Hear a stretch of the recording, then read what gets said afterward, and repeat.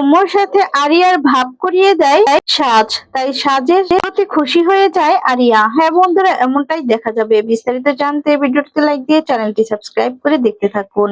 গল্পের শুরুতেই দেখা যাবে আরিয়ার সাথে আকাশ কথা বলতে থাকে।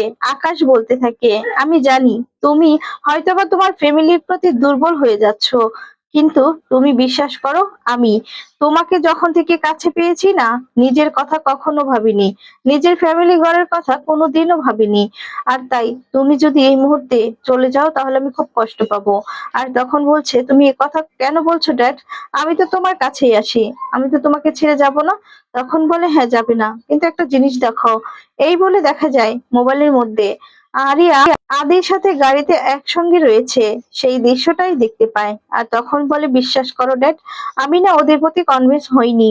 আমাকে ওরা অনেক চেষ্টা করেছিল, কিন্তু ওদের মুখের উপর না আমি উচিত শিক্ষা দিয়েছি, জব দিয়ে দিয়েছি উচিত।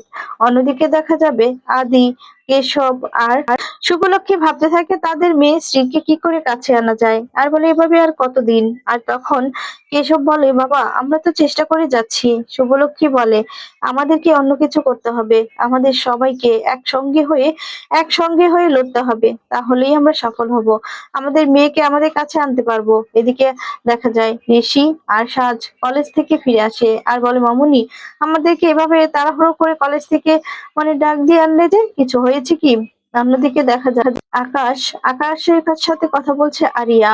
আর আরিয়া বলছে, বিশ্বাস করো ওদের প্রতি আমি একটুও দুর্বল হইনি, আমি একটুও দুর্বল হবও না, কোনোদিনও হব না। ওরা ওই মিস্টার সেন কিছুতেই আমাকে তাদের কাছে নিতে পারবে না। আর তখন বলে, দেখো হয়তোবা ওরা তোমাকে অনেক চেষ্টা করবে ওদের কাছে নেওয়ার জন্য, আর আমি একটা কি জিনিস ভেবে রেখেছি তোমার জন্য, জানো তো? তখন বলে, কি? এরপর বলে, আমি ভেবেছি তুমি যখন এখানে থাকো তাহলে আমি আর সেখানে যাব না, আমি অস্ট্রেলিয়ায় আর ফিরে যাব না, এখানে শিফট করব, একেবারে তোমার সাথে থাকবো। আর তখনই বললে খুশি হয়ে যায় আরিয়া। আরিয়া বলে, সত্যি বলছো ড্যাড? তুমি সত্যি বলছো এখানেই থাকবে? আর বলে, হ্যাঁ, হয়তোবা আমাকে 2-1 দিনের জন্য ছোট ছোট কিছু কাজ আছে, সেই কাজগুলোর জন্য আমাকে যেতে হবে, আমি কাজগুলো সেরেই চলে আসবো, কিন্তু তোমাকে একটা কথা দিতে হবে, এর মধ্যে কিন্তু তুমি ওই রায় পরিবারের সাথে কোনো কোনো যোগাযোগ রাখতে পারবে না। ওরা তোমার সাথে অনেক যোগাযোগ করার চেষ্টা করবে, কিন্তু তুমি কোনো রকম ভাবে কোনো যোগাযোগ করবে না, ওদের সাথে কোনো কথাই বলবে না, হোটেল থেকে বের হবে না, তুমি হোটেলেই থাকবে। আমি এসে এরপর আমরা একটা ফ্ল্যাট নিব, ঠিক আছে? তখন বলি, ঠিক আছে ড্যাড, তুমি একদম চিন্তা করো না, আমি ওদের সাথে যাব না, ওদের কোনো কথাই শুনবো না। ওরা যদি কেউ আমার কাছে আসে, ওদেরকে উচিত শিক্ষা দিয়ে দিব, আমি কিছুতেই ওদের কথা শুনবো না। আর তখন খুশি হয়ে যায় আকাশ। এরপর আকাশ মনে মনে বলতে থাকে, তোমাকেই তো আমার হাতিয়ার ধরে রেখেছি, এভাবেই তোমাকে আমার কাছ থেকে কিছুতেই যেতে দেব না, কিছুতেই না, তুমি আমার কাছেই থাকবে আর আমার ইশারায় চলবে। অন্যদিকে দেখা যাবে সৌম্যকে ফোন করেছে সৌম্যর এক বন্ধু, আসলে আরিয়াই ফোন করিয়েছে। আর তখন বলছে, ভাই তুই একটু আসতে পারবি কলেজের পিছনে? এরপর বলে, এত রাতে তুই কলেজের পিছনে কি করছিস? আর তখন বলে, পরে সব বলবো, তুই আয়। আর তখন বলে, শোন কি হয়েছে আমাকে বলতো। এরপর বলে, সবকিছু তুই আসলেই বলবো, ভাই আয়।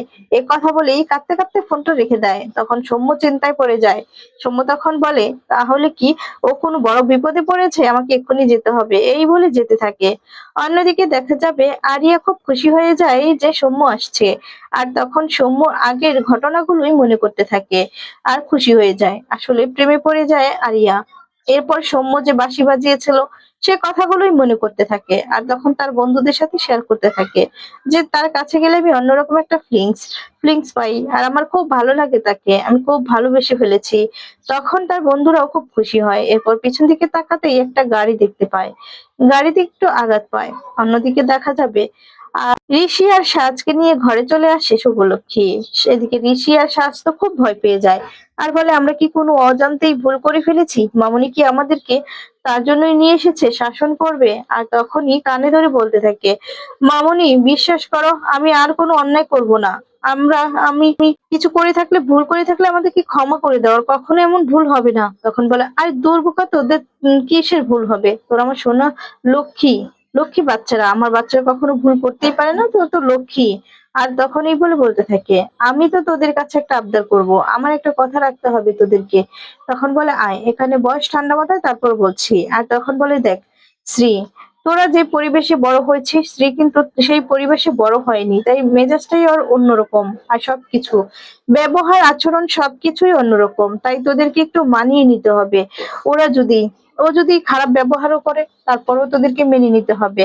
কিন্তু তোদের একটা উপকার করতে হবে আমার সাথে। আমার বিশ্বাস যে আমরা সবাই যদি ওকে ভালোবাসা দেই তাহলে নিশ্চয়ই ও আবার আগের মতো মানে আমাদের মতো হয়ে যাবে আর ভালোবাসবে। এরপর বলে, মামুনি তুমি শুধু আমাকে বলো কি করতে হবে। আর তখন ঋষি বলে, হ্যাঁ হ্যাঁ আমাকে বলো, ও পারবে না। এরপর সাজ বলে, ও তো ভীতু, ও পারবে না, তুমি আমাকে বলো। আর তখন বলে, আচ্ছা ঠিক আছে, তোদেরকে কি করতে হবে তাহলে শোন। তোদেরকে একটা কাজ দেবো, তোরা হচ্ছি মানে ও কোথায় যাচ্ছে, কাদের সাথে মিশছে, কোথায় থাকছে, কোথায় কি করছে, সমস্ত ডিটেলস দিতে হবে, সমস্ত কিছু খবর নিতে হবে।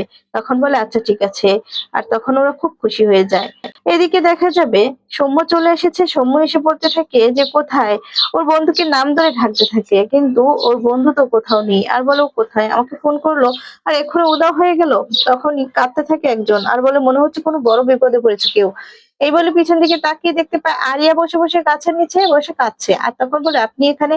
এরপর বলে, হ্যাঁ আমি অ্যাক্সিডেন্ট হয়েছি। এরপর বলে, আমাকে তো আমার বন্ধু ফোন করেছিল। এরপর দেখা যায় আরিয়া বলতে থাকে, রাখো তো তোমার বন্ধু, আমি এদিকে আঘাত পেয়েছি, তুমি তুমি কিনা তোমার বন্ধুর খোঁজ করছো, আমাকে তুমি সাহায্য করবে না। তখন দেখা যাবে মনে পড়ে যায় সৌম্যর আগের কথাগুলো, আগের ঘটনাগুলো। আর সেগুলো মনে পড়েই ভয় পেয়ে যায়।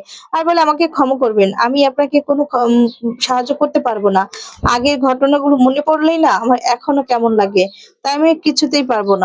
এবারে দেখা যায় সৌম্য চলে যেতে লাগে। তখন আরিয়া আবার ইচ্ছে করে চিৎকার করতে থাকে। আর তারপর দেখা যাবে এ বলতে থাকে যে সত্যি মনে হচ্ছে আঘাত পেয়েছে। আর তখন আরিয়া দেখা যায় তাকিয়ে থাকে সৌম্যর দিকে। আরিয়া কল্পনা করতে থাকে যে আরিয়া হাত পেতেছে আর দৌড়ে চলে আসছে, দৌড়ে এসে কোলে তুলে নিচ্ছে সৌম্য। এটা দেখে খুব খুশি হয়ে যায়।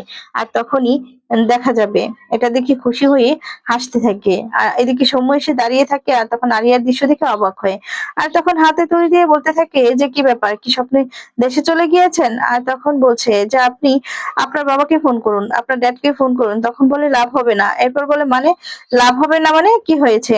তখন বলছে, আমার ড্যাড তো দেশে নেই, কিছু কাজের জন্য আমার ড্যাড বিদেশ চলে গিয়েছে, তাই এখন না আমাকে সাহায্য করার মতো কেউ নেই, আর তুমি এভাবে আমাকে ফেলে রেখে চলে যাবে?